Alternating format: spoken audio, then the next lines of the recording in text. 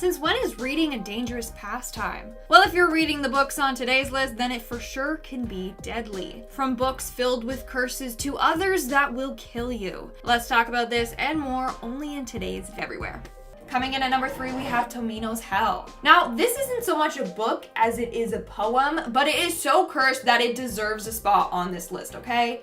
So, Tomino's Hell is the name of a poem written by Seijo Yaso. Legend goes that whoever reads the poem out loud will suffer from misfortune or even death. Consequences range from feeling sick to injuring yourself, and even death. So no one really knows what this poem is about. Some interpret that the poem is about a young boy who descends into the 8 levels of hell after killing his parents. Whereas others believe it's about a man going to war and then dying, never being able to see his family again. Either way, it's said that you should never, and I mean never, read this poem out loud. The curse is so strong that some people who have read this poem in their head have even felt ill while doing so. Now, I refuse to even look at the poem, let alone recite it. According to this legend, one person read the poem and ended up vomiting glass. Another person had their loved ones die a tragic death. In fact, one radio show host tried to read it out loud on air, and halfway through he started to feel ill and disturbed and wasn't able to finish it. He continued to feel ill, and a few days later he got into an accident that resulted in him having to get 7 stitches. So don't even think about reading it. And I mean, I say that, but I know you guys are Googling it as I speak. Coming in at number 2, we have Babadook. Also, do you guys say Babadook or Babadook? Because let me know which way is the right way. Politely, let me know. Anyways, the 2014 movie Babadook is pretty freaking creepy, not gonna lie. And of course, there's that famous scene in the movie with that creepy ass pop-up book. Well, fans loved it so much they wanted a copy of this book in real life. So the creators listened to the people and created limited copies of the Babadook book. In 2015, 6,200 pop-up books were created. Later, they did do a second release, but after that, they said they were no longer making any more copies of the book. People were then selling them on eBay for like $500. Anyways, a couple of people claimed that the book they received was cursed or haunted. Being in the same room as the book made them feel uneasy. They literally became super dizzy and sick. One person was even reading the book when she passed out. She woke up the next day on the couch with no recollection of what happened the night before. So be careful. These books might be cursed. And in our number 1 spot today, we have The Endless Book. This is the name I have given to a cursed book that was purchased off of eBay. On the selling site, it was listed as a vintage beautiful notebook. It had this beautiful intricate design on the front with gold details and real gems in it. The pages were filled with someone else's drawings, doodles, and writing. But it came with a warning. It was cursed. The seller said that the book once belonged to her friend and it was her diary. But her friend ended up taking her life, and now apparently her soul is attached to her diary, and she haunts whoever owns the book. Now, the book was purchased by a woman who is obsessed with collecting vintage items. She thought the whole backstory was just a load of BS, a ploy to get the book to sell. That was until weird things started to happen to her. Drawings in the book would change, disappear, or switch pages. Writings would also appear and disappear. It's given me Tom Riddle's diary vibes from Harry Potter, not gonna lie. The freakiest part was the book was growing. Each day a page was getting added to the book, some blank, some with new drawings or new texts. Now, the woman was smart and ended up getting rid of the book. That was after the book literally gave her a warning. She woke up one day to the book open. The page it was on had "The End" written across the page in big red bold letters. It was written in blood. To this day, we don't know what happened to this cursed diary. But I think we all learned a valuable lesson, right? Don't go buying haunted/cursed items off of eBay. Number 5, Mrs. Coulter. And if you haven't read Philip Pullman's fantastic series, His Dark Materials, I highly suggest that you do. But in a tale that literally pits the eternal forces of evil against the eternal forces of good, the terrifying Mrs. Coulter remains to be one of the most violent, selfish, and memorable villains of recent times. And although Nicole Kidman's performance in the widely disappointing 2007 movie was actually incredibly fitting for her character, I'm talking purely about the novels in this particular instance, because, yeah, the less said about that movie, the better, really.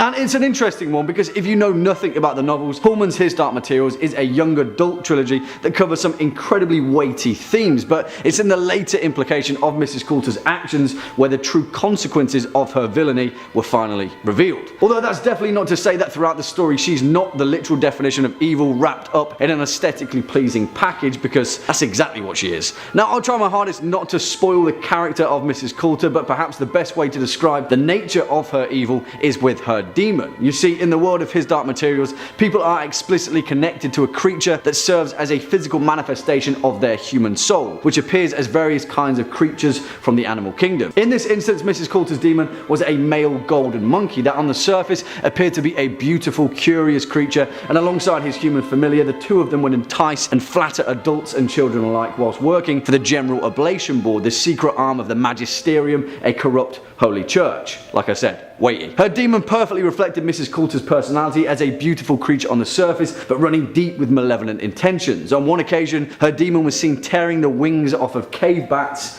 out of sheer boredom. Yeah, that says a lot. Coming in at number 4, O'Brien. And this particular fictional creation comes from George Orwell's resounding and highly important novel 1984. And yeah, it's going to be incredibly difficult to explain the evil behind this character in particular without spoiling the novel. But hey, Orwell published this book 70 years ago in 1949, so I think you've had fair warning. In the world of 1984, the protagonist Winston Smith lives in a dystopian, oppressive, totalitarian version of Britain, a portion of the superstate of Oceania, which has been under the rule of Ingsoc and Big Brother for time long forgotten. He who controls the past controls the future, and all that. In the society, nothing is safe from the eternal gaze of Big Brother, and even the confines of the human mind aren't safe from the Thought Police, an organisation that serves as the secret, ever-watchful eye of Ingsoc. And that's where O'Brien steps in, an administrator that works in the Ministry of Truth and who leads Winston Smith to believe that he is secretly leading an underground resistance known as the Brotherhood to bring down Ingsoc from within and overthrow the party. In actual fact though, as is revealed in a vital moment of realization in the novel, this whole thing is just a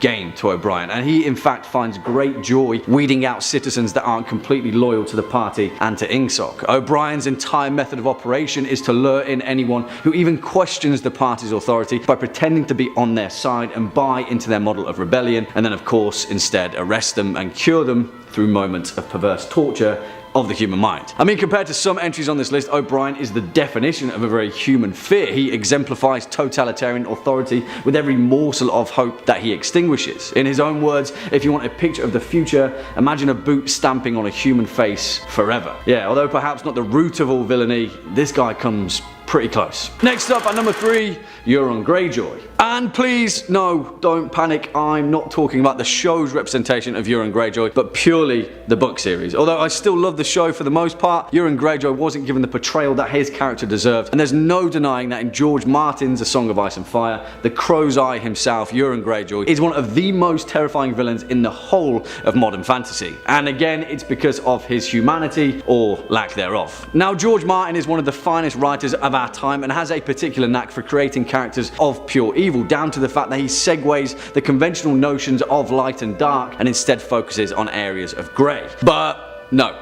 not for Euron. Euron Greyjoy is just straight up the most truly evil inhabitant of the known world. Just compare him to some of the most memorable villains of the entire series, so far anyway, and they all pale in comparison to Euron. Ramsay Bolton, Tywin Lannister, Joffrey, all of them various shades of villainy, cruelty and malice that have all equally committed some of the most violent and horrifying atrocities in the series, and Euron still takes the cake. You see, he's not a psychopath in the conventional sense. He's not prone to violent bursts of anger by impulse alone, but maintains his own entirely calculated sense of chaos that once showing us the true rage that lies within him, and believe me, there's plenty of it. Take for example how Euron Greyjoy calmly ripped out the tongues of his entire crew after a storm took his ship by surprise. He ripped out every single crew member's tongue without a second thought, and his reason was that he needed silence. Allegedly, anyway. Because as we all know, it's pretty difficult to stage a mutiny without a tongue. And that isn't even close to the worst of it, because the true evil of Euron's character is explicitly revealed throughout allusions to his childhood, pitting reason as to why his brothers despise him with such hatred. You see, the Greyjoys are pirates, reavers and pillagers who take what they want in pursuit of riches untold. But Euron, despite having sailed pretty much across the entire known world, collecting countless treasures along the way and becoming the most successful Iron Islander of all time, he keeps none of it for himself. Euron isn't in it for the plunder. Perhaps then his violent nature would make sense. He's in it for something else entirely. What that something is, only he'll ever know, and that's the terrifying part. Number 5, we've got Spindrift. Before we get into all of the grimoires and Necronomicons and Devil Bibles, we gotta pay our respects to a good old-fashioned spooky novel? Autobiography? A little mix of the two. Curling up with a creepy pile of pages on a chilly fall day, maybe with a cup of your favorite hot beverage by your side, is unmatched. If you haven't tried it yet, I beg you to forego streaming services for one day and really soak in that paperback atmosphere. Right, so once you've experienced that unique joy, you can die a happy death, which just might happen if you stumble across a copy of Spindrift. Upon first glance, this book looks like any other pulpy horror book from the 70s. However, there's definitely a lot more than meets the eye. It reads partially like a novel, sort of like an autobiography, and somewhat like an account of a haunting. The tale is that of an author, Jan Bryant Bartell, and her experiences while living with her husband in the supposedly haunted death house of Greenwich Village. Before the couple moved in, the house already had quite the reputation. Mark Twain had resided there, and even as a skeptic, he was often unsettled by the unexplainable happenings. Families moved in and out, oftentimes falling victim to tragic fates. This had a great impact on Bartell in particular, who seemed to unlock some latent psychic potential at the house. During her time here, all sorts of horrid events transpired. Her pet dog died, news of others in her life perishing came to her, and she noticed all sorts of presences throughout the house. This caused a great deal of trepidation and terror, and eventually drove the couple off the property. After witnessing 9 deaths during her stay, Bartell wanted to be as far away as possible.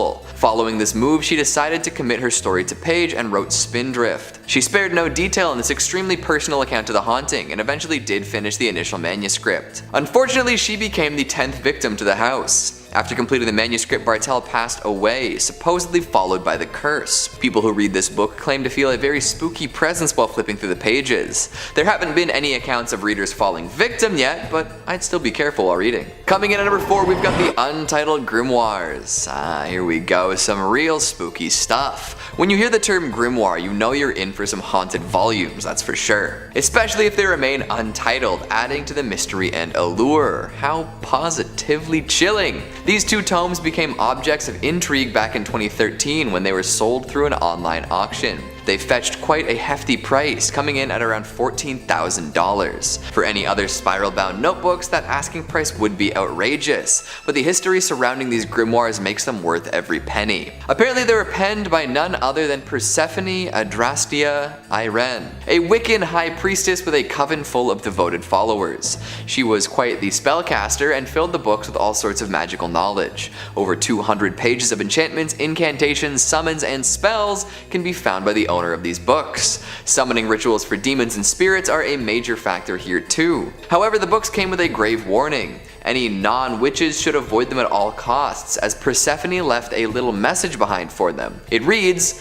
"To those not of the craft, the reading of this book is forbidden. Proceed no further or justice will exact a swift and terrible retribution. You will surely suffer at the hand of the craft." The actual threat is quite vague, but with all of the possible spells and curses and hexes listed in the book, one can assume that their punishment would have something to do with that. So if you're not praying to the goddesses of Wicca before cracking open one of these, maybe consider what you're doing. Life is hard enough without additional magical mayhem invading. You can choose not to read the Untitled Grimoires. Coming in number 3, we've got The Orphan Story. So make sure you're looking very carefully at the books you're picking up. There are quite a few hardcovers and paperbacks adorned with titles similar to The Orphan Story. It could be Orphan Story, or The Orphan Story, or even just Orphan's Story. Hell, I do believe that there are books written this century called, word for word, The Orphan Story, but not the same as the tale we're about to tell.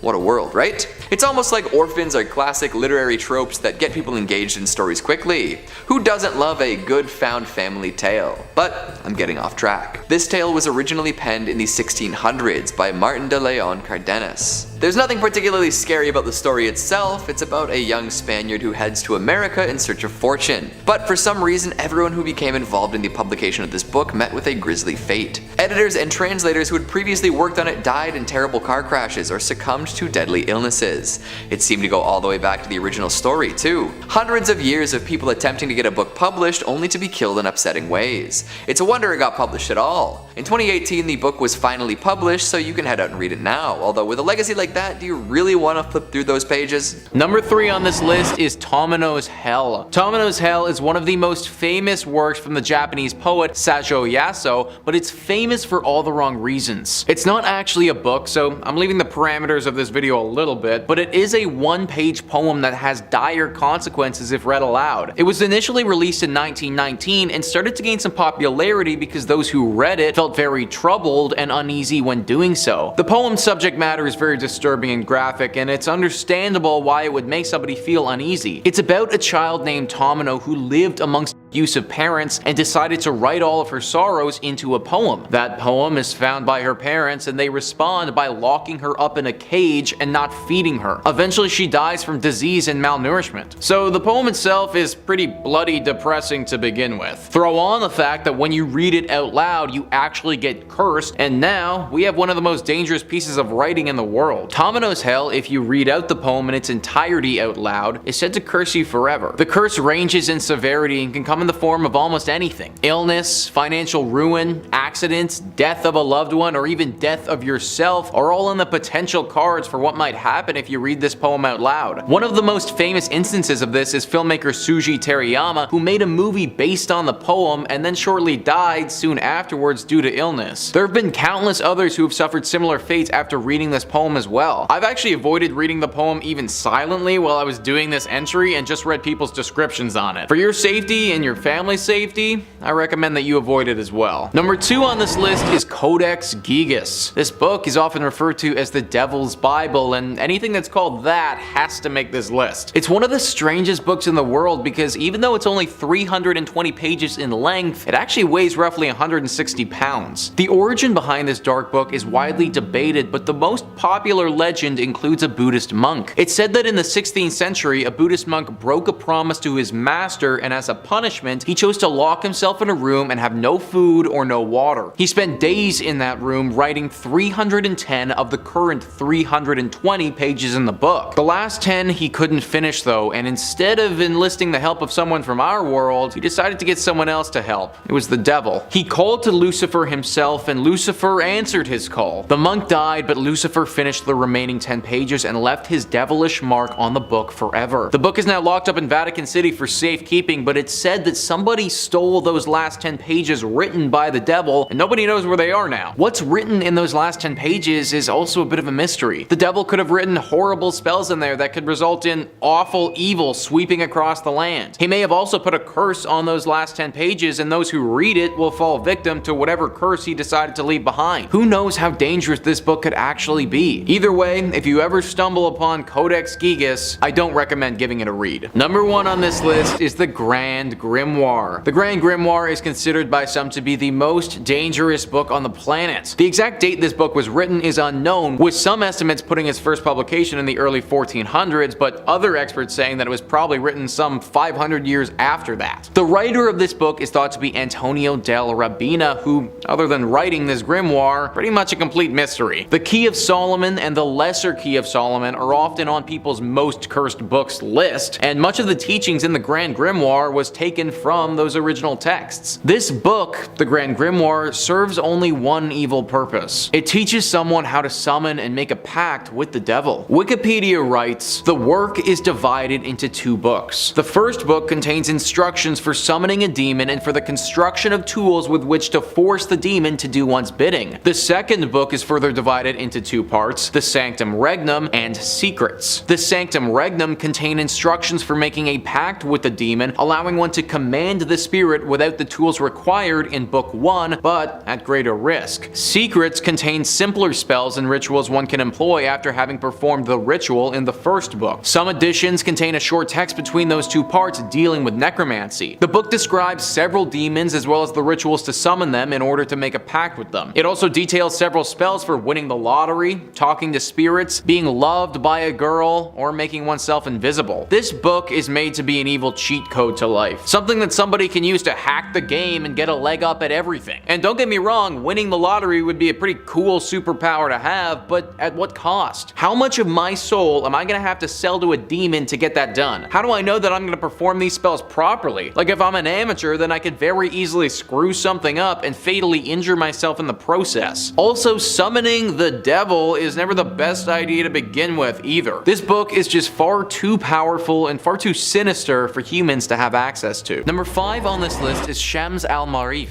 This book, from my findings, is not inherently evil in its teachings, but is one of those examples of potentially being a bit too much power for one person to possess. It's a 13th century Arabic grimoire written by Ahmed al-Buni. The book attempts to teach its readers how to perform ancient Arabic magic and is very spiritualistic. This book was super influential in Arabic culture and gained a large following. Many good things have come from this book, but also when you have a large amount of people following anything, some take it too far. Wikipedia writes, in contemporary form, the book consists of 2 volumes, Shams al-Marif al-Kubra and Shams al-Marif al-Sugra, the former being the larger of the 2. The first few chapters introduce the reader to magic squares and the combination of numbers and the alphabet that are believed to bring magical effect, which the author insists is the only way to communicate with jinn, angels, and spirits. And that right there is one of the main teachings in this book, the ability to talk to spirits. The amount of scary stories that we've talked about on this channel, though, in regards to people trying to communicate with the dead is crazy, and it shows just how often things like this can go wrong. This has obviously happened many a time with this book, and those trying to reach their departed loved one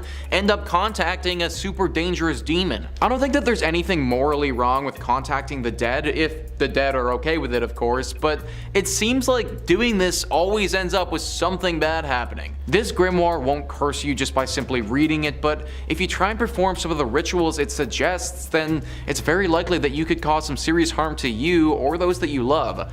I recommend just avoiding this book altogether. Number 4 on this list is Devarmi Mystery. Now, the book in question here is actually a fictional book, and therefore it would be actually impossible for you to read it anyways, even if you wanted to for some reason. But that being said, it doesn't change the fact that it's definitely cursed and extremely evil. If this book was real, then we would need to get rid of it as soon as possible because it teaches humans how to do some very dangerous things. The book is part of the Lovecraftian universe and made its first appearance in The Secret of the Tomb. The book isn't referenced too much in that story, but it's described in pretty good detail in the story The Black Bargain. In that book, it describes Devarmi Mystery as something that told you how you could compound aconite and belladonna and draw circles of phosphorescent fire on the floor when the stars were right. Something that spoke of melting tallow candles and blending them with corpse fat, whispered of the uses to which animal sacrifices might be put. It spoke of meetings that could be arranged with various parties most people don't even believe in, with cold, deliberate directions for traffic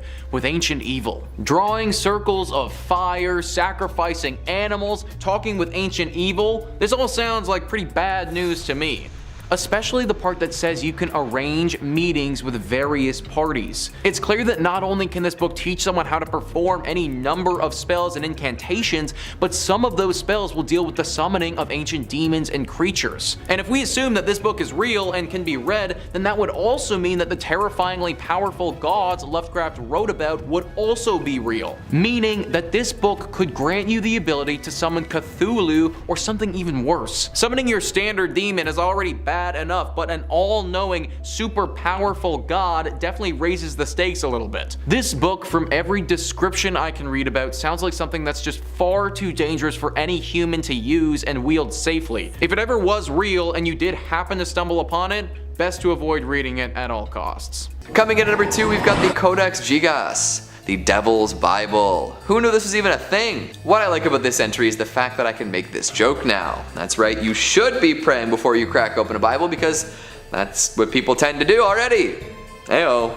Can't take full credit for that joke though because Lindsay made it to me first, so laugh away. Now, back to the actual demonic properties of this book. The Codex Gigas is an extremely large medieval illuminated manuscript containing a number of alphabets, the entire Latin Bible, the history of the Jews, medical works, the New Testament, necrology, magic formula, and more. It's known as the Devil's Bible because of the unusual illustration of a devil inside. Most Bibles tend to avoid full-page drawings of Satan. This relates back to a legend concerning this tome where a monk was accused of breaking a vow to his master. As punishment, he was to be walled up and left there. Before he could be sealed away, however, the monk desperately promised to make a book that would glorify the monastery forever. It would include all of human knowledge, a lofty goal indeed. So he set to making this beautiful book, filled with intricate calligraphy, illustrations, and embellishments. As the clock was about to run out, he realized he was still 10 pages short. In order to get it done on time and save his life, he made a deal with the fallen angel Lucifer, his soul in exchange for the completed book. Lucifer took this deal, completed the book, and had the monk put an illustration of him inside as thanks. Nowadays, under plenty of scrutiny, scholars have estimated that a book this complex would have taken something like 20 years to make, and that's without all the illustrations. Just the calligraphy. Holy smokes. And finally, at number 1, we've got the Book of Sagya. Don't laugh. Don't laugh. I know it sounds like something along the lines of Ligma, but I promise you don't want to post about this. If you begin writing about it or learning its secrets, you might be driven mad. That's exactly what happened to a scholar by the name of John Dee. He came into possession of this 16th century Latin essay on demonology and became obsessed. Down the rabbit hole he went, struggling to figure out what secrets the book might hold. He discovered that it was full of dark rituals and potentially dangerous incantations, but beyond that he couldn't really make heads or tails of it. Eventually he lost his mind. He began reaching out to people to act as mediums through which he could communicate with angels. In doing so, he apparently discovered that the book was unreadable to anyone other than the Archangel Michael. Bummer. After Dee's death, many others have attempted to make sense of this ancient tome, but to no avail. So maybe stick to fantasy novels, yeah, or some lovely non-fiction depending on your interests. Starting off this countdown, we have The King in Yellow. The King in Yellow is a cursed book that is said to drive readers into insanity. So this book is composed of a series of short stories written by a man named Robert Chambers. Apparently, the first act is fairly normal, so it entices you to keep reading. But once you get to Act 2, that's where it gets all weird and extremely dark. Here's what one person said about the book. The very banality and innocence of the first act only allowed the blow to fall afterward with more awful effect. Even seeing the first page of the second act is enough to draw the reader in. If I had not caught a glimpse of the opening words in the second act, I should never have finished it. Sounds intense, right? Well, it is. In fact, a number of people have claimed to have felt ill while reading this book. Others said they have woke up with weird bruises and scratches all over their bodies, or even had very vivid and dark night terrors. One individual posted online saying her friend got possessed by this book. She read the book, and every time there's mention of it, she'll go into this huge coughing fit. Not only that, one night she sent a bunch of weird messages to her friend saying stuff like, "Have you seen the yellow sign?" which is a reference to the book. The next day she checked her phone and had no memory whatsoever of sending these texts. After reading this book, her health literally started to decline. Somehow, she thinks she has fallen victim to this book's curse. Moving on to number 4, we have Death Note. Death Note is a fictional Japanese manga series about a notebook that will kill anyone whose name is written inside of it. But obviously, this isn't real, right? Well, this actually influenced a bunch of murders. For starters, in 2005 in China, several schools banned replica death notebooks that children were using. They were caught writing names of their peers and teachers in them, basically people they wished were dead. Same thing happened in 2007 in the States. In fact, a student in Virginia was suspended for having a death notebook. Then the murders started. In 2007 in Belgium, a dismembered corpse was found in a forest. Next to the body were 2 notes, both references to the Death Note series. The killer was a mystery for years. That was until 2010 when 3 suspects were convicted for this crime. Apparently, they were all fans of this series. With all that being said, there is a real cursed death notebook out there. Story goes that a man named Rob Thatcher was a huge fan of this show and decided to create one of his own. He wrote down the names of people he wanted gone, but obviously nothing happened. So he took it a step further by performing a satanic ritual. During this ritual, he cut his hand as a sacrifice to Satan and bled on the pages of the notebook. And guess what?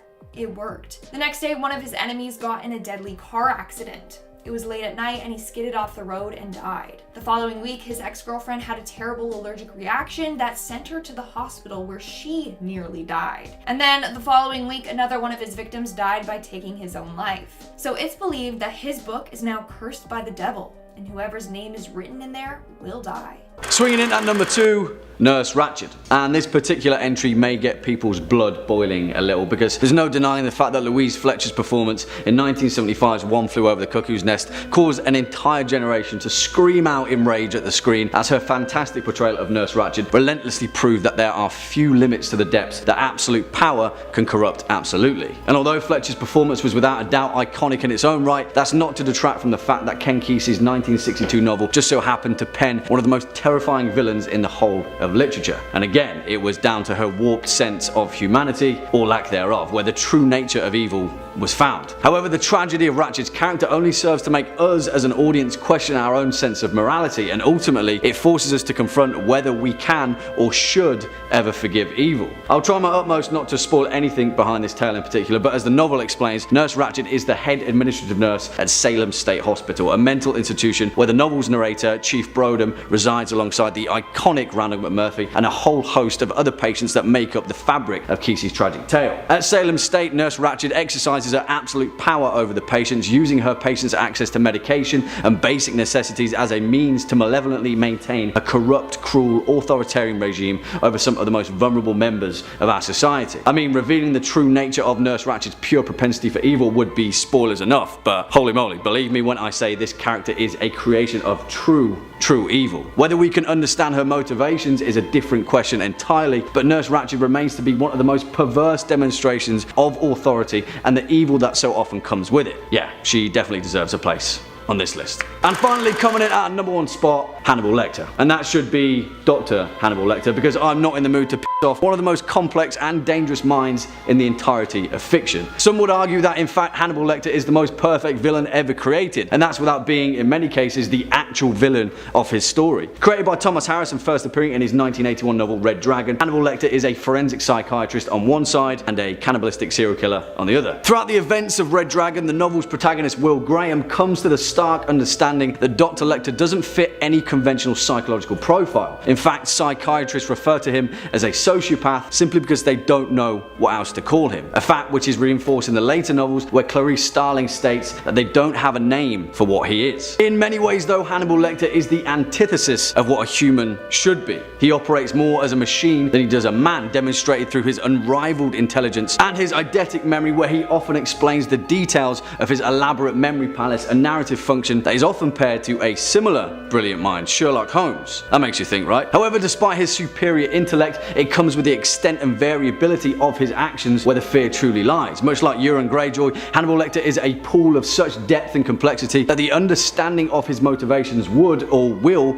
perhaps never be reached by the rest of humanity. And that's where the true brilliance of Harris's creation truly shines, because as portrayed in the novels and the later films with the legendary performance of Sir Anthony Hopkins, we as an audience find Lecter to be a likable character. He's a cannibal, he eats people with fava beans and a nice Chianti, and yet we can't help but finding ourselves liking this guy. He's more akin to the likes of Frankenstein's monster or Dracula. He's a creation of horror that can only serve to go along with their nature, and strangely enough, for a human looking in, that fact forms a bizarre thread of curiosity that draws us in. Hannibal Lecter is the definition of horror, equal parts fear, equal parts curiosity, and he's a mystery that we'll never truly understand. This list is Long Lost Friend. This book is really interesting because even though there are multiple copies around the world, there's only one particular copy that has a serious curse to it. The book itself was written in 1820 by John George Homan and is basically a collection of spells and other folk remedies that would be very useful if you were running a farm. A lot of the content in the book has to do with healing livestock and casting a spell to have better yields come the harvest. One copy of this book, though, was pretty much directly responsible for the murder of its owner. Orrin Gray writes, while the book itself is intended to be benign, containing as it does wonderful and well-tested remedies and arts for men as well for livestock according to its original German title, the tome took on a rather sinister reputation following the so-called Hex Hollow murder committed by John Blymer, John Curry, and Wilbert Hess. The three men broke into the home of their neighbor Nelson Raymer because they said he'd put a curse on them and they were trying to find his copy of The Long Lost Friend and destroy it in order to end their affliction. Unable to do so, they instead killed Raymer and attempted to burn down his house. Raymer's supposed copy of the book never turned up. After this incident had happened, the men started sort of came to their senses, and it felt to them as if they'd been under a spell and lost their minds for a little while. People have theorized that the single copy of the long-lost friend that Nelson Raymer had owned was cursed, and through its curse had basically set this tragic event in motion. Similar to the One Ring in Lord of the Rings, after it sabotaged its owner, it went into hiding, and now no one knows where this book went. Hopefully it stays hidden and the curse it holds is never brought to the light again. Number 4 on this list is The Orphan Story. The Orphan Story is one of the few entries on this list where the subject matter isn't too demonic or troubling in nature. It's, as the title would suggest, a story about an orphan who at 14 years old leaves Spain to go on some adventures. The curse with this book seems to be when someone studies it. The story was written by Martin de Leon Cardenas in the early 1600s, and since then has racked up the death toll for those who've worked on the book. A Peruvian academic, Belinda Palacios, has said, "I laughed it off, but I was a bit apprehensive at the same time. It's taken a while because the people who've worked on it have died, one from a strange disease, one in a car accident, and another of something else. A book that if you spend extensive time with it will inevitably lead to your death." No one knows where this curse originally started from. Potentially the author had written something into the book where if somebody spends a long time with the work, they'll eventually suffer a grim fate. Or potentially through the years of its publication, the book has had something sinister happen to it that then caused those who worked on it to suffer greatly. I find it very interesting that this curse only seems to apply to those that study or put great effort into the book. From what I've read, those who just simply read the book for pleasure will be fine. That being said, any book that has the potential to curse me with death is something that I'd like to keep off my reading list. Number 3 on this list is the Book of Abramelin.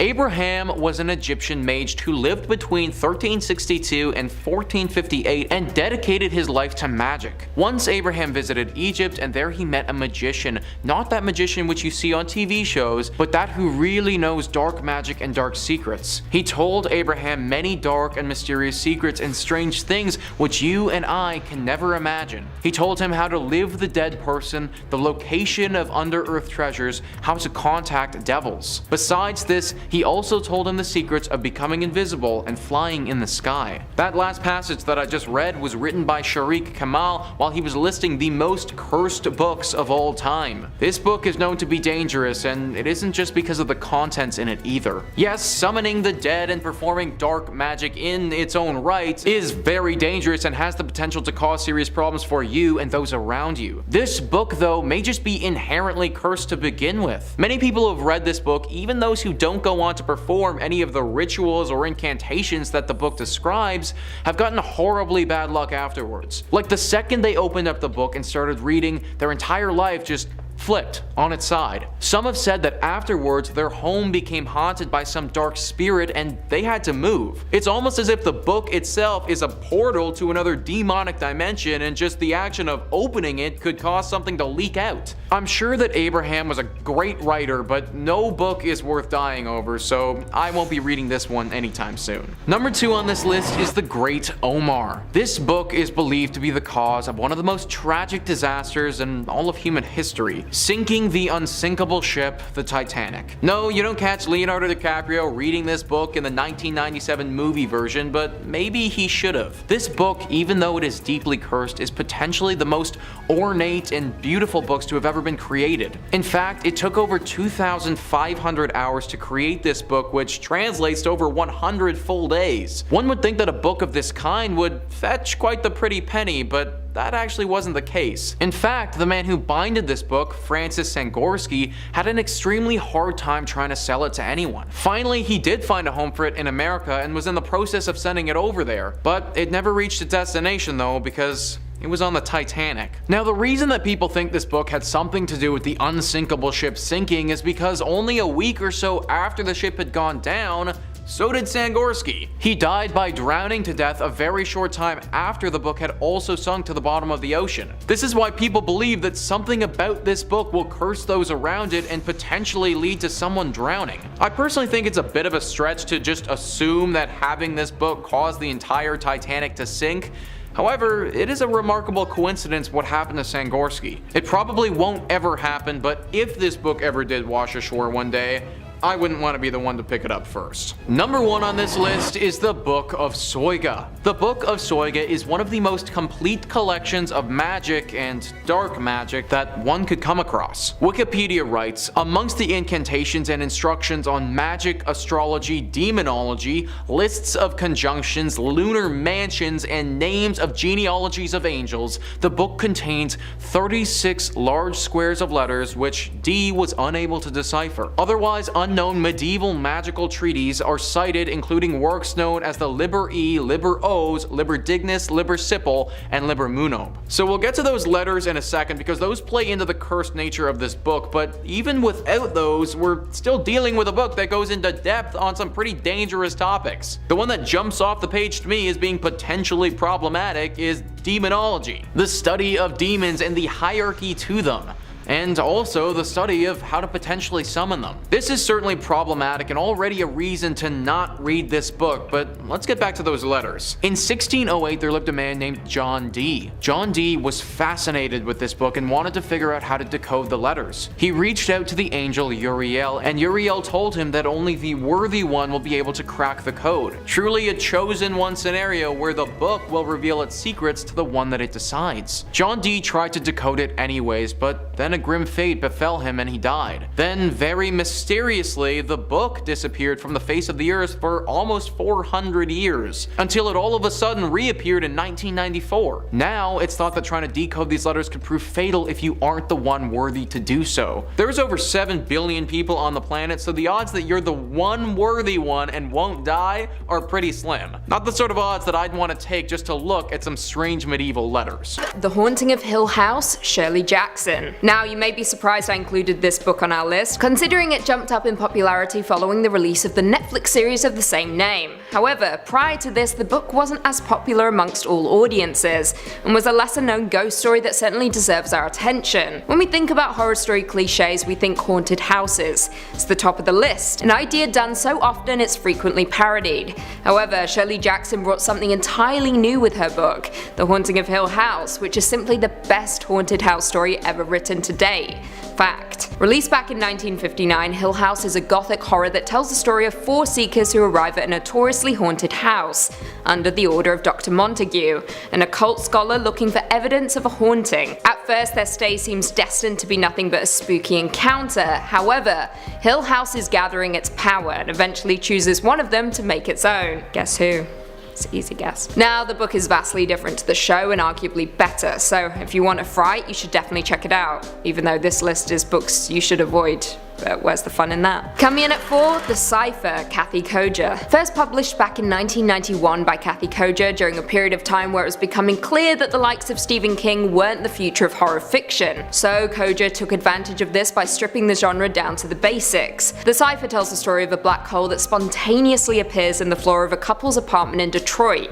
And of course, dreadful things begin to happen. Nicholas and Nikota are forced to set out to see what happens when they drop various items into the hole. As they do, they discover everything they drop down comes back violently rearranged. Now, this book is a tough one to track down these days, where the only way to get hold of it is in ebook form, which is no fun at all.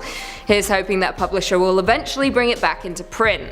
They would be doing us all an invaluable service. Coming in at 3, The Green Man, Kingsley Amis. Published back in 1969 by British author Kingsley Amis, The Green Man is often described as being 3 genres of novel in one: ghost story, moral fable, and comic novel. It is essentially a pastiche of a Jameson ghost story by a hardcore fan. The story follows Maurice Allingston, a man who has reached middle age and is haunted by death. It opens with Maurice's father dropping dead and continues as friends and family convene for the funeral. Now, his problems are many and increasing throughout the story. How to deal with his own declining health, how to reach out to a teenage daughter who watches TV all the time, how to find another drink, and then of course, death. It's a ghost story but also a black comedy. It's confusing, yes, but also one of the best books on our list, and certainly worthy of your attention if you dare. In 3rd place, we have the complete book of Demonolatry, written by S. Connolly. It boasts telling the reader how to discover powerful rites, magic, and practices that honor Satan and the demons. Now, this text, used by the traditional demonolatry priesthood to train members of their covens, is part workbook, part textbook, and part reference book. It includes thorough chapters on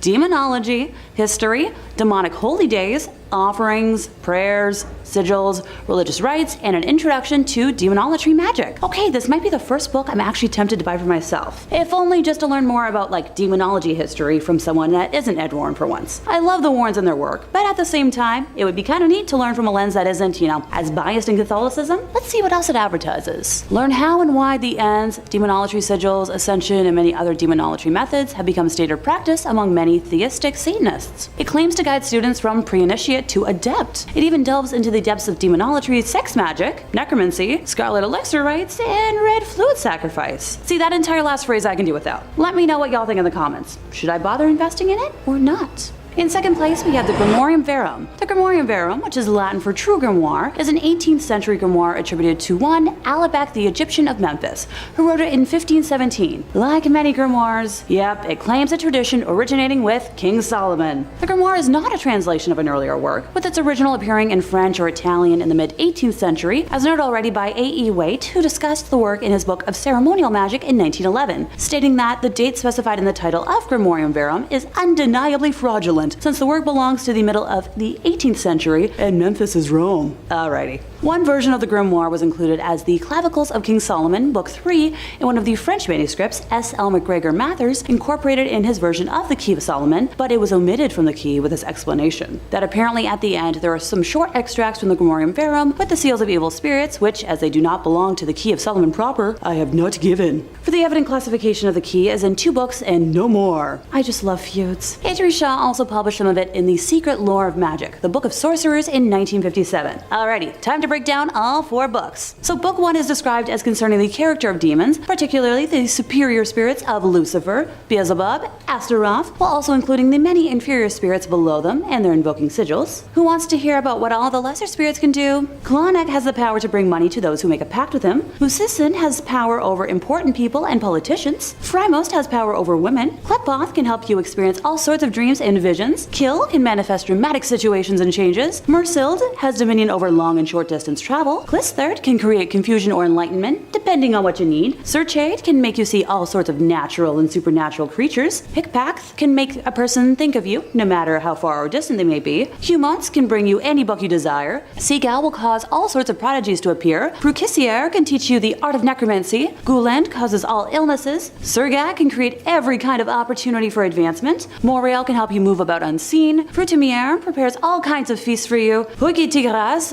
I tried, causes sleep in the case of some and insomnia in others. Tempting. I could use a good night's sleep. Book 2 is simply described as being of planetary hours, so I'll leave that up to y'all to interpret what you think it means. Book 3 is the preparation of the operator, or more simply put, how to prepare for summoning. A more modern title could be, Demon Summoning for Dummies, or How to Summon a Demon 101. Just saying. Book 4 contains the Sanctum Regnum, called the Royalty of Spirits, or the Little Key of Solomon, a most learned Hebraic necromancer and rabbi. Gee, where have I referenced that before? This book contains various combinations of characters where the powers can be invoked or brought forth whensoever you may wish, each according to his faculty. Long story short, it's a very descriptive and thorough demon summoning Bible, if you will. Once again, I personally do not recommend summoning demons, but if you really feel like you must, this feels like it would produce safer outcomes than, say, a random YouTube ritual or Ouija board. Okay, anything's better than a cursed board, but this one I feel like I can kind of endorse and still sleep at night, you know? In first place, we have the Munich Manual of Demonic Magic. The MMDM, or Libel Incantionum, Exorcism Memoriam e Fascinatorium Variarium, is a 15th century grimoire manuscript. The text, composed in Latin, is largely concerned with demonology and necromancy. Richard Kiekefer edited the text of the manuscript in 1998 under the title Forbidden Rites, a necromancer's manual of the 15th century. Portions of the text in English translation are presented in Forbidden Rites as well, embedded within the author's essays and explanations on the Munich Manual in specific and grimoires in general. The Russian translation of this Latin grimoire was published in 2019, while the first English translation was published in only 2023. There was only one known surviving manuscript of the original Munich Manual, which is almost complete, except for the first 2 folios that describe the beginning of the first ritual. The rest of the grimoire contains complete instructions for the invocation of demons, such as Satan, Lilith, Astaroth, and Samael, as well as the supposed attainment of favors and supernatural powers from them. Some of the spells allow for obtaining the love of a woman, achieving invisibility, acquiring wealth and treasures,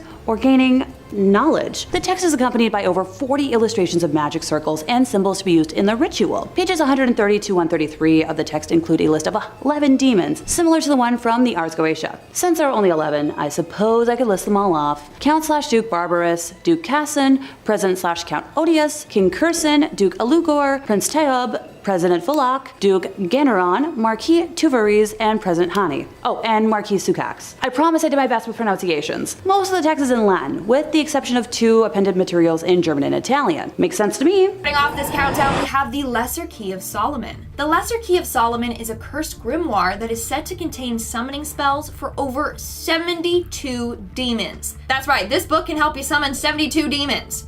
And no one knows who wrote it. What we do know is that this book contains a bunch of compiled texts from the 17th century. Some of these texts tell the reader how to conjure spirits or demons, and then it tells you how to control these entities that you summon. No matter how cool you may think that is, you don't ever want to own this book. This book is apparently so cursed that anyone who keeps a copy of it will die or experience constant bad luck. One person who owned a copy of this book reported the book's pages turning on its own. Another time, the book violently flew across the room at them. They also heard strange whispers coming from the book, and on a number of occasions have seen shadow people. The only way to end this curse is to burn all the pages in the book and then get rid of all the ashes. Seems like a lot of work, so maybe just don't go out seeking copies of it. Although we don't know who wrote the book, legend has it that King Solomon originally wrote it for his son. He then asked him to bury it with him in his grave. But apparently when he was getting prepared for burial, a group of Babylonian philosophers found the book, and one of them got a vision from an angel. The angel told him to hide the book from the unworthy. So he decided to cast a spell on it to keep it from getting into the wrong hands. And that's how the book got its curse. But for some reason, copies of the book can be found on the internet. So if you want to tempt your fate, check it out. But seriously, actually maybe don't. Like, all we need this year are demons taking over the world because some Dumbo tried to summon them. In our 4th spot today, we have the Grand Grimoire. Otherwise known as the Gospel of Satan, this book has been named one of the most terrifying occult books in history. So it was apparently written in the 16th century by a man that was possessed by the devil. Yeah, you heard me correctly. The book is filled with instructions on how to summon demons or raise spirits from the dead. Reading this book and following any of the spells is said to be equivalent to selling your soul to the devil, which is why the original book is kept locked away somewhere in the Vatican's secret archives. They don't want anyone messing around with this book. But you can find versions of this book online and for sale, but it won't be the original cursed text. Either way, I'm not risking it. Coming in our 3rd spot, we have the Book of Sacred Magic. Back in the 15th century, a mage named Abra Melin decided to gift his son with a book filled with mythical curses. I doubt it was on his son's wish list, but hey, it's the thought that counts, right? Anyways, in the 1900s, the book was translated to English, and that's when people realized it was probably cursed. Why? Well, throughout the book, it talked about rituals on how to control your demons. Abra believed that every person had their own demon, not just a metaphorical one, but a literal one. This book taught you on how to control your demon. It also talked about how to perform other supernatural acts. In the end, it was believed that whoever owns a copy will be haunted by spirits, and bad luck will befall on them. In fact, a number of people have reported bad luck and hauntings after reading this book. So it seriously isn't worth it. Like, I'm not getting cursed. No, thank you. Coming in at 2, The Ritual, Adam Neville. If you're familiar at all with the Netflix film of the same name, you'll be surprised to see this on our list, and so high. Now that's not me diminishing the film in any way, but once again I'm straying from the popular and focusing on the unknown. Now The Ritual of course gained notoriety after the release of the film, but prior to that it was a hidden horror gem. The book follows 4 old university friends as they set off into the Scandinavian wilderness of the Arctic Circle in an attempt to reconnect with one another and escape their problems. However, tensions begin to arise within the group, and with little experience between them, a shortcut during their hike turns into a nightmare scenario that could cost them all of their lives. Things descend into madness when the group stumbles across an old habitation. Ancient artifacts decorating the wall and bones scattered upon the floor. It's haunting, and the last quarter of the book departs radically from what happened leading up to it, and the ending does not arrive until the final sentence of the book. It's chilling and just downright perfect. And finally, coming in at number 1, The Beckoning Fair One, Oliver Onions. Oliver Onions is among the greatest practitioners of the traditional English ghost story in the Silver Age. What tells these stories apart from more recent horrors is that they are not crude, they are slow and subtle. The Beckoning Fair One tells the story of a young down-and-out novelist who leases rooms in a decaying house, in the hopes of completing his masterpiece. However, as all classic ghost stories go, he discovers that he is not alone. But what makes this story truly frightening is that he is happy about it. Now, much like our previous numbers, The Beckoning Fair One is a little tricky to track down, but the best way to obtain it is by purchasing a copy of Anita Miller's anthology, 4 Classic Ghostly Tales, in which it appears alongside other masterpieces. Place we have the Lesser Key of Solomon, also known as Lemegeton Clavicula Salomonis, or simply Lemegeton. This is probably the book on this list that I'm personally most familiar with. I've definitely referenced it more than once for y'all, since it has some great info on demons and their personalities. For simplicity's sake, I'll just refer to it as The Key today. The Key is an anonymously authored grimoire on demonology that was compiled in the mid-17th century, mostly from materials up to 7 centuries older. It's divided into 5 books: Ars Goetia,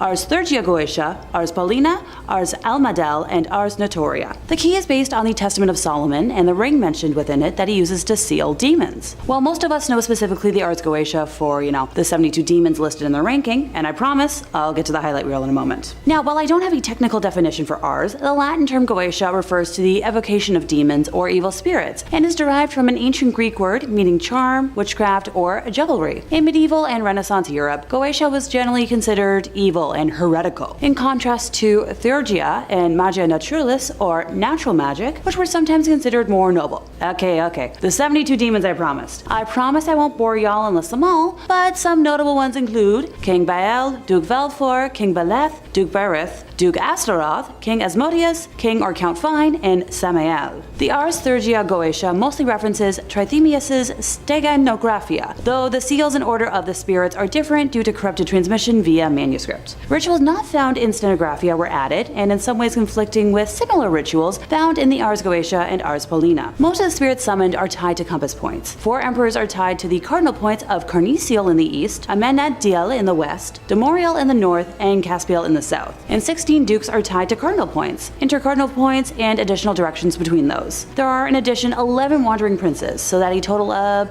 31 spirit leaders each rule between several to a few dozen spirits. The Ars Paulina is derived from Book 3 of Trithemius's Stenographia and from portions of the Heptameron, but delivered by Paul the Apostle. Elements from the magical calendar, astrological seals by Robert Turner's 1656 translation of Paracelsus's Archidoxes of Magic, and the year 1641 indicate that this portion was written in the later half of the 17th century. Traditions of Paul communicating with heavenly powers are almost as old as Christianity itself, as seen in some interpretations of Corinthians and the apocryphal Apocalypse of Paul. Now, the Ars Paulina is divided into 2 books, the first detailing 24 angels aligned with the 24 hours of the day, while the second detailing the 360 spirits of the degrees of the zodiac. The Ars Amadel instructs the magician on how to create a wax tablet with specific designs intended to contact angels via scrying. And finally, the Ars Notoria contains a series of prayers intended to grant eidetic memory and instantaneous learning to the magician. Pretty dang thorough. In 4th place, we have the Grand Grimoire. It's a black magic grimoire, and for reference, a grimoire is a textbook of magic that typically, includes instructions on how to create magical objects like talismans and amulets, how to perform magical spells, charms, and divination, and how to summon or invoke supernatural entities such as angels, spirits, deities, and demons. In many cases, the books themselves are believed to be imbued with magical powers, although in many cultures, other sacred texts that are not grimoires, such as the Bible, have been believed to have supernatural properties intrinsically. Now, the only contents found in a grimoire would be information on spells, rituals, the preparation of magical tools, and lists of ingredients, and their magical correspondences. In this manner, while all books on magic could be thought of as grimoires, not all magical books should be thought of as grimoires. Different editions date the specific one to 1521, 1522, or 1421, but it was probably written during the early 19th century. Some experts suggest that 1702 is when the first edition may have been created, and a Bibliothèque Bleue version, similar to a chapter book, of the text may have been published in 1750. Now, the introductory chapter was authored by Antonia Venetiana del Rabina, who gathered his information from the original writings of King Solomon. Much of the material of this grimoire derives from the Key of Solomon and the Lesser Key of Solomon, which,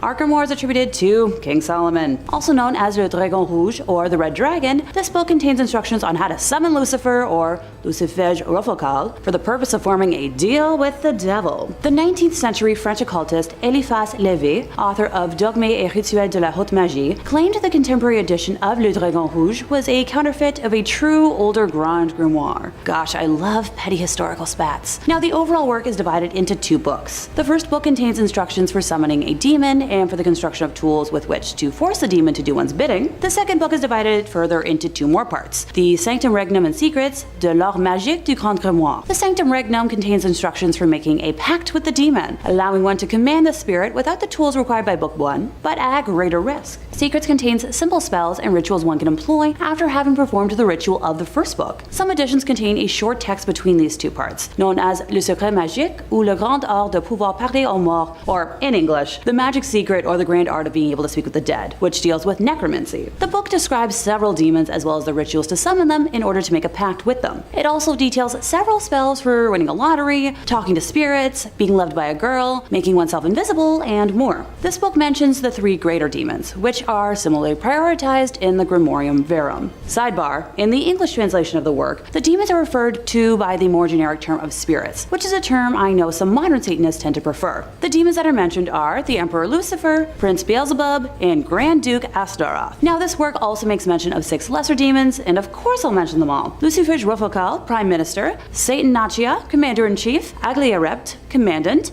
Fleurity, Lieutenant General; Sargatanas, Brigadier Major; Nebulos, Marshal and Inspector General. Coming in at number 2, we have the Book of Soiga, otherwise known as the Book That Kills. So I suggest you don't put it on your reading list. Basically, this book was created in the 16th century and is a Latin essay all about demonology. To this day, we still don't know who wrote it.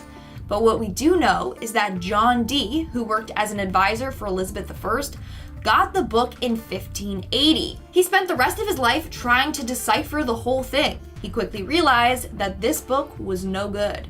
It talked about how to conjure demons and had a list of spells and stuff like that. Rumor has it that one section of the book he could not decipher at all. It was a page with tables filled with random Latin letters.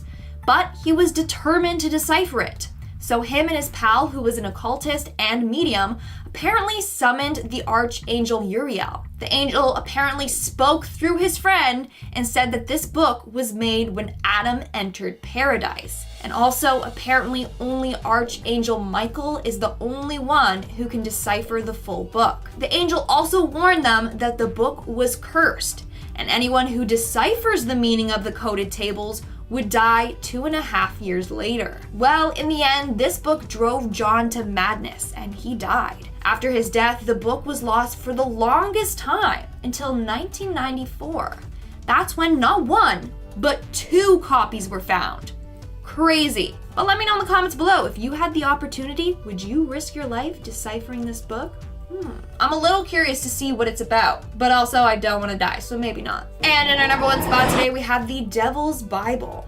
The Devil's Bible, otherwise known as the Codex Gigas, is this massive 310-page book said to harness evil and negative energy. It was discovered in 1648 when a Swedish army looted the city of Prague. During this time, they discovered this book, which is considered the largest medieval book in the world. Like I said, it was composed of 310 pages, but it is also 36 inches tall, 20 inches wide, 8.7 inches thick, and weighs 165 pounds. In fact, the book did contain 320 pages at one point, but the last 10 pages were cut out and removed. More on this later, stay tuned. So now, there's this really creepy legend surrounding this book. Legend goes that the book was written by a monk, but this monk broke his spiritual vows, and he was sentenced to be sealed behind a brick wall and left to die. The night before his death, he realized he would not be able to finish his book, so he summoned Lucifer and asked him to complete it for him.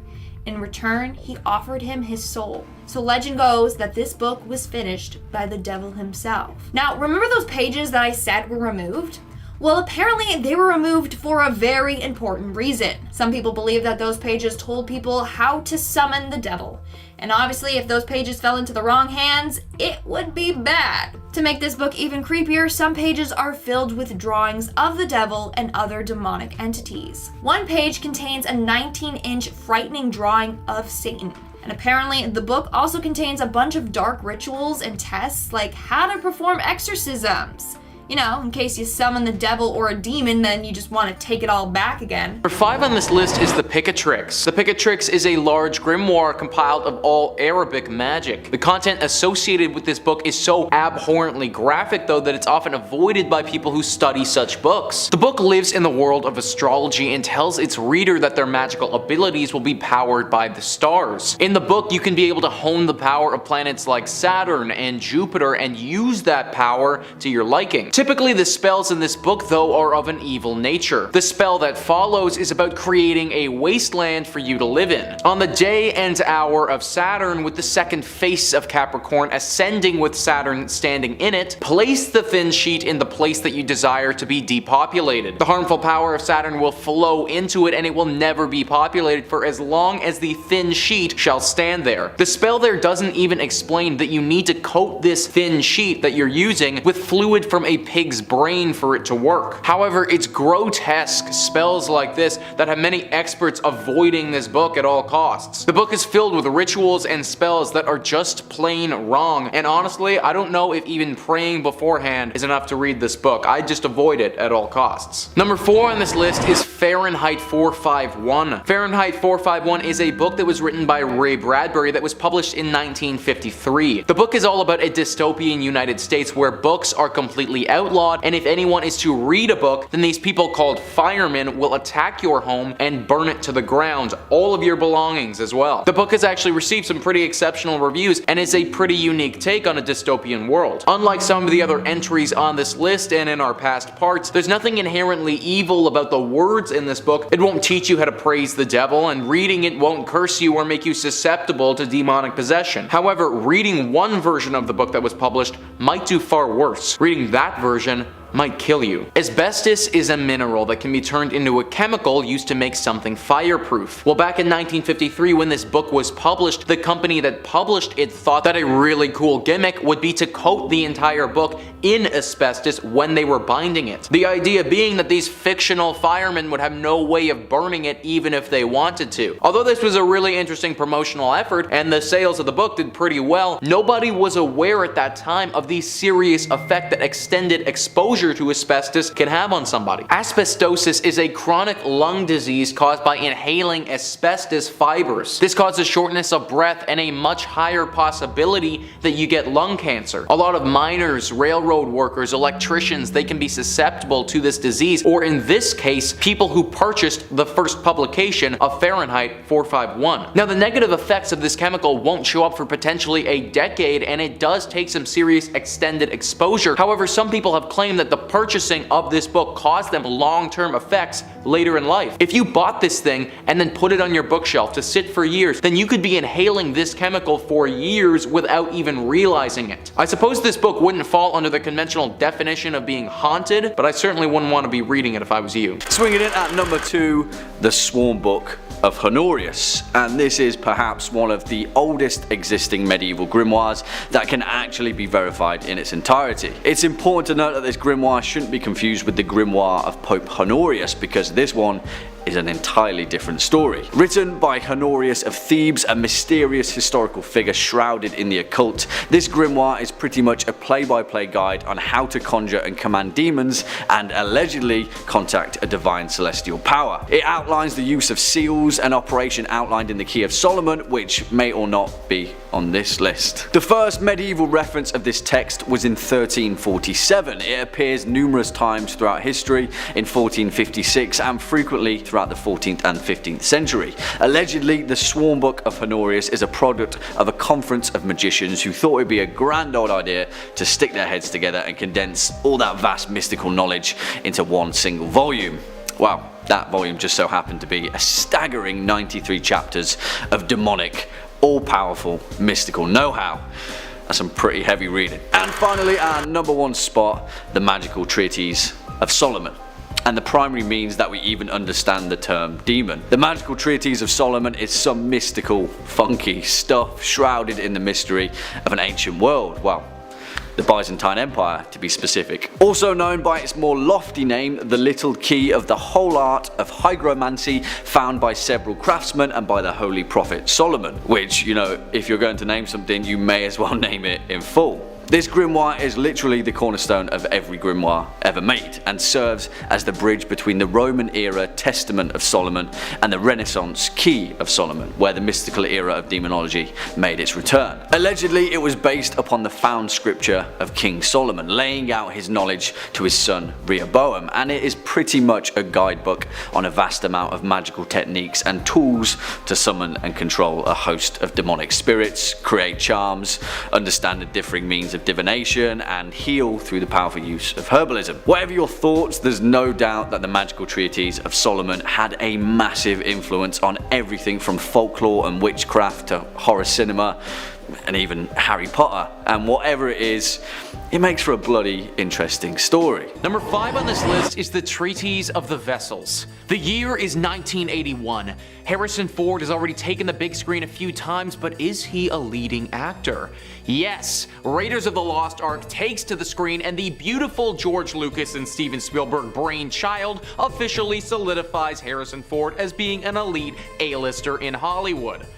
Well, this beautiful brainchild of theirs didn't just come out of thin air, but it was very likely inspired by the Treatise of the Vessels. This text is said to talk about some priceless treasures from King Solomon along with the Ark of the Covenant. If found, these would be some of the most valuable things ever rediscovered in all of human history. When there's gold, people are going to come, and the same thing applies here. There are riches galore to be found if someone is able to get to the bottom of this mystery, and the secrets may be within the Treatise of the Vessels. The thing is, it doesn't tell you the exact location of the Ark, so our daring explorers will need to find out for themselves. In case you didn't know, the Ark of the Covenant is said to hold tablets containing the 10 Commandments. The rest of the treasure is described in the treatise as being 77 tables of gold, and their gold was from the walls of the Garden of Eden that was revealed to Solomon. And they radiated like the radiance of the sun and moon, which radiate at the height of the world. So yeah, it's all pretty freaking good stuff. Although, I don't know if y'all remember the end of Harrison Ford's massive breakout movie, but discovering the Ark of the Covenant may not be the best thing ever. In fact, it's said that touching the Ark of the Covenant will result in death by the hands of God. That's why some people think this whole thing is cursed. Yes, if you actually found this thing, then you might be the most wealthy person in the world, but it may also kill you in the process. You also may never find it at all and dedicate your life to nothing. I'd say that you can probably read this thing, just leave the exploring to our main man Indy. Number 4 on this list is the Voynich manuscript. The Voynich manuscript is definitely an interesting one, largely because no one has any idea what it's saying. This is a 250-page book where pretty much all of the words are in an unfamiliar language that we can't seem to decipher. The reason that people think this thing is inherently cursed isn't just because of the gibberish though, it's because of the pictures that go along with said gibberish. Cosmological symbols, weird plants doing weird things, and nude women doing some other weird things are all over this book. It should also be stated that the manner of the drawings are just plain creepy. Like, there's nothing inherently evil or cursed about a plant or a naked woman, but the way that the book has drawn them out really does give me some serious devil vibes. Because of this, people worry that the book may be cursed. That potentially this is a book from the underworld which somehow made its way to our world. This is why we can't understand the words, but a demon would be able to pick it up no problem. Experts have researched the language, and although they don't know what it is, have discovered some hallmarks that indicate it is a real language of some kind. Therefore, it could be some kind of demonic tongue that we aren't familiar with. Granted, it could also be some other ancient language that's just been lost in time. Demonic language or ancient language, I think based on the drawings, it's clear that whatever is said is probably not PG stuff. Who knows how many gruesome or questionable things this book has been part of in its lifetime. Considering you wouldn't be able to read it anyways, I'd just avoid it altogether. Number 3 on this list is the Handbook of Ritual Power. Anything called the Handbook of Ritual Power probably deserves to be on the list. Owen Jarvis details this book nicely by writing, "This 20-page codex dates back around 1,300 years and is written in Coptic. It contains a variety of magical spells and formulas including love spells, spells for curing black jaundice, and instructions on how to perform an exorcism. The text may have been written by a group of Sethians, an ancient Christian sect who held Seth, the third son of Adam and Eve, in high regard. The opening of the text references a mysterious figure named Baktioth, whose identity is unknown. I give thanks to you, and I call upon you, the Baktioth, the great one who is very untrustworthy, the one who is Lord over the 40 and the 9 kinds of serpents, a translation of the text reads. The researchers who translated and analyzed the text call it a handbook of ritual power. It is now housed at the Museum of Ancient Cultures at Macquarie University in Sydney. The university purchased the codex in 1981 from a Vienna-based antiquities dealer named Michael Fackelman. Where Fackelman got it from is unknown. Spells, formulas, black jaundice, all of this sounds quite a lot like some of the other books that we've looked at in the first 2 parts of this series. A book that probably teaches humans some skills that we simply aren't ready to receive. A book that, if it fell into the wrong hands, somebody with evil intentions, could prove to be really, really bad.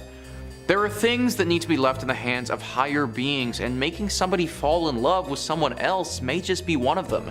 Keep this book locked up and away from prying eyes. Number 3 on this list is The Prophecies by Nostradamus. We've talked a decent amount about Nostradamus on this channel before. If you missed those videos and you don't know who he is, then Nostradamus was a French astrologer and seer. He lived from 1503 to 1566, and we still talk about him today because of his work called The Prophecies. The Prophecies is a collection of poetic quatrains, which are short poems of only 4 lines. He made 942 of them and called the book The Prophecies because that's exactly what these poems are, prophecies. Through these prophecies, Nostradamus is credited with having predicted the use of nuclear weapons, the rises of Napoleon and Adolf Hitler, the death of Princess Diana, the attacks on the World Trade Center, and that's just to name a few. The reason that I'm including this in this video about having to pray before we use it is because we've got to hope that Nostradamus was wrong. A lot of the predictions that he's made for the coming years, they're extremely detrimental to human life and the planet as we know it. For instance, in 2022, a few of the grim predictions Nostradamus has is that Paris will become under siege, Japan will get hit with a record-breaking earthquake leaving thousands dead, and the entire planet will enter a war based off of climate change. That's only a small selection of the predictions this guy has going on for the coming year, and they don't sound too appealing to me. If you ever were to read the prophecies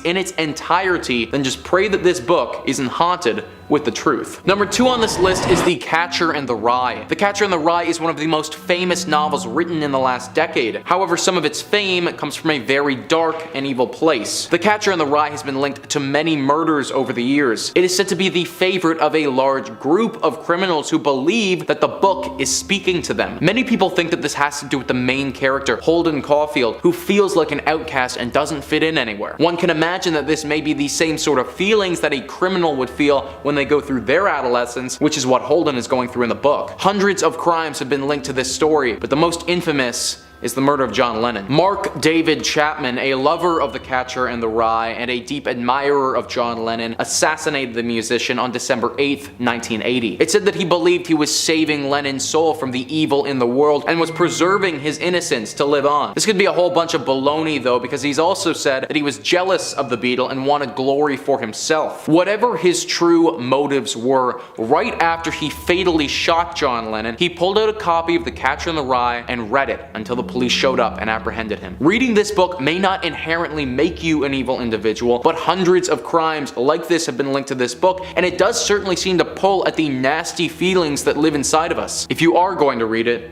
you may just want to say a prayer before doing so. Number 1 on this list is the Satanic Bible. The Satanic Bible was written by Anton LaVey in 1969, and it has been described as one of the most influential pieces of writing to impact modern-day Satanism. The book is exactly as the title would suggest. It's a collection of essays, stories, and rituals with the main purpose of praising and worshiping Satan. Satanists regard this text as being an authoritative text, and for many of them, it's reached scriptural status. Many cults have been based around this text, dark rituals have been associated to it, and it's been known to incite chaos. In fact, because of the devilish instances that have been associated with it, there have been many times where libraries, schools, and even prisons have banned the book from being there. This book is fully evil in nature and goes into deep detail about how to truly become one with the devil. It may not be haunted by one specific ghostly presence, but one could make the argument that it is haunted by Satan himself. The content is so demonic in nature and it has become such a successful read that it can be linked to hundreds of deaths over the years. These include ritualistic sacrifices, murders, and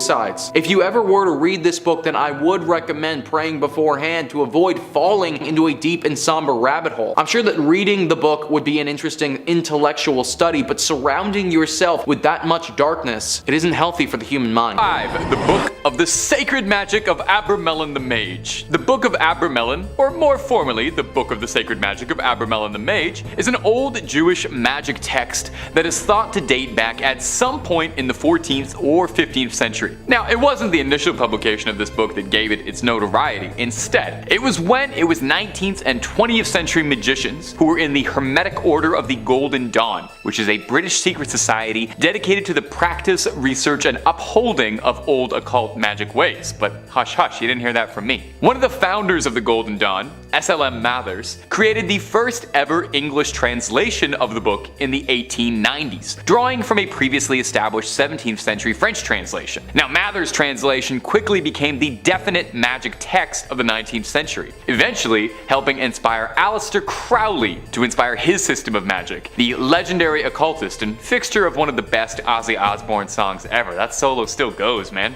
Now, there's all kinds of spells and magic inside this text. Some real highlights include spells on how to conjure somebody and turn them into a donkey, how to summon a monkey to do your bidding, that sounds great, and how to bring forth spirits to fetch you goods. The big key point in this text, however, is an epic, multi-month spanning ritual that, if performed correctly, will allow the sorcerer to commune with their own guardian angel. The book theorizes that everyone has a guardian angel and that they are another part of their essence, a spiritual other half of yourself. The ritual involves,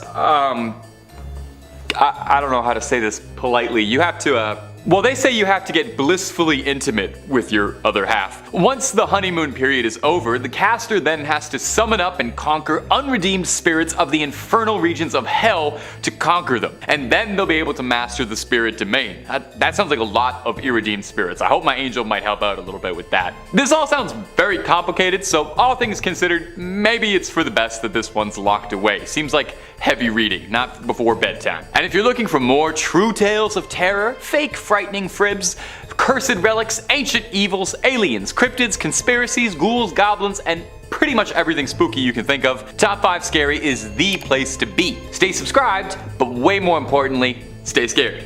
Okay, let's keep going. Whole lot more video to get through. Number 4, Book of Soiga. The Book of Soiga, also known by a more complicated name, the Alderia Siva Soiga Vocor, is an occult text that hails back from the 15th century. I'm pretty sure just saying that name out loud in front of the camera, I probably caused a curse on the office, so I'm sorry about that. This text would have been lost to time, just another forgotten cursed manuscript, if it weren't for the obsessive efforts of John Dee, a 16th century polymath who had his hands in just about every field of study. Polymath is a fancy word for a guy who studies just about everything, and Dee practiced chemistry, physics, astronomy, and also the occult. You know, there's always more to learn, right? Mr. Dee was particularly interested in contacting angels to learn the secrets of the universe. And this book contains a litany of recipes for magic spells and all sorts of writings on demonology and astrology, but most importantly, and what caught Mr. Dee's attention, is that the book is said to include the names and genealogies of all of heaven's angels. Dee believed that the book contained an ancient divine message written in a language spoken to by Adam, the true unspoiled word of God. That's a pretty big statement. Now, much like the Voynich manuscript, which I'll mention a little later in the video, so put a pin in that for now, it had 36 cryptic tables that remained undeciphered for centuries. Dee attempted at one point to crack the code with the help of a mystic who convinced Dee that he could channel the angels for him. Dee allegedly was so desperate to unlock the contents of this book that when his mystic told him it was part of the ritual that he be allowed a night with John Dee's wife, he agreed. That's the oldest trick in the book, man. The old "I'll let you talk to angels if I can go out with your wife" gamble. Ugh, can't believe you fell for it. Dee's wife would end up birthing a son, Theodore Dee, the fatherhood of which was disputed. to say the least. John Dee was never able to crack the code in his lifetime and decipher the Book of Soyga, and perhaps for the best, as it was said he was warned that man was never meant to uncover those secrets, and that knowledge would end his life. The book is now said to reside in the British Library, although digital copies are available. Read it at your own risk, and if somebody says they can translate it for you, just make sure you really read everything on the fine print in the contract before you sign that, okay? Just looking out for you. Number 2 on this list is the Dresden Codex. Owen Jarvis details once again the Dresden Codex beautifully by writing, "The Dresden Codex is a Mayan text dating back around 800 years. It contains 39 beautifully illustrated sheets with texts and images on both sides. Research published in 2016 in the Journal of Astronomy and Culture indicates that the Codex records the phases of the planet Venus so that the Maya would be certain that their ceremonial events were being held on the correct day. The Maya had a really elaborate ritual set of events that were tied to the calendar," study researcher Geraldo Aldana, a science historian at the University of California, Santa Barbara, told Live Science. They were probably doing large-scale ritual activities connected to the different phases of Venus. Now, for those who don't know, Venus, albeit a very beautiful planet, is often tied to Lucifer. It should also be noted that the Mayans were known to perform the occasional human sacrifice, and I don't think it's a stretch to say that this text most likely contains dates when human sacrifices are to be performed. The Dresden Codex would have acted as an agenda to make sure that our Mayans kept on track with their sacrificial rituals to honor Venus.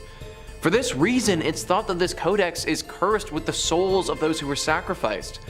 It's also very dangerous to perform any of these rituals, as they will likely involve the loss of human life and potentially reaching out to some very dangerous gods.